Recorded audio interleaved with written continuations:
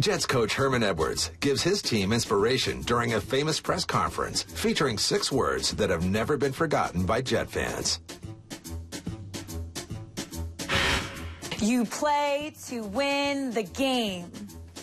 So we're sitting there at Weeview Bank Hall, and the press room is basically, it's Joe Walton's old office, so it's not a very big room.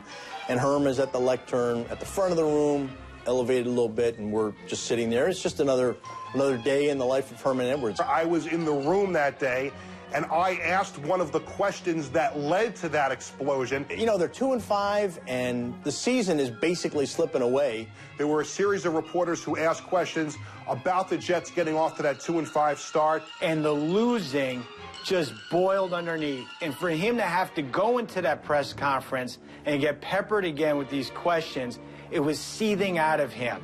And then finally, there was the question that put him over the top.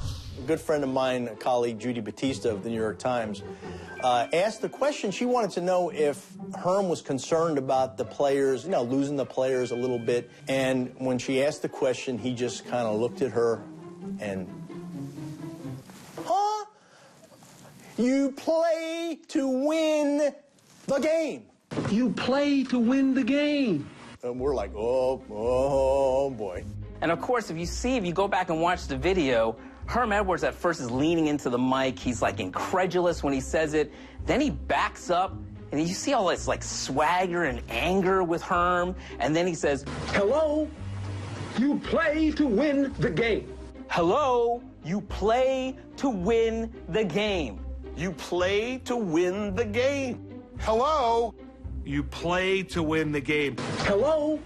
You play to win the game. Hello. Hello. You play to win the game. As much as I want to make fun of Herm Edwards for this, it worked. The team went 7-2. It fired them up, so good for him. So not only do you have Herm Edwards doing this and kind of making a spectacle of himself, but then you have Chad Pennington becoming the starting quarterback in a pretty bold move at that time. I remember a couple of games into Pennington's career, my editors are saying, hey, why don't you see if Mike Holmgren will compare Chad Pennington to Joe Montana? So Holmgren says, yeah, let's tap the brakes on that one just a little bit. You know, he's good, but let's wait for Joe Montana. And then they beat the Colts 41-0 in the first round of the playoffs. Pennington beats Peyton Manning. They do lose the following week to Oakland, but it was quite a run and probably one of the great moments of the Herm Edwards era as the Jets coach. Herm Edwards is one of the great motivators of our time. He really is. You play to win the game is something still in our vernacular. Guys loved him. They wanted to play for him. He was a good players coach. He was a fair man. I've seen him at events. You want to tear your suit off and run naked through the hall screaming. He gets you fired up better than anyone I've ever seen. If he wasn't a football coach, he would have been one of those great late-night preachers. You'd send him all the money you have in the world. You play to win the game. You see him on TV now, and that's all you can think about. He was such an emotional guy. You could just tell what he was feeling, and sometimes the way he delivered how he was feeling was a lot of fun to watch, and it was really, really funny.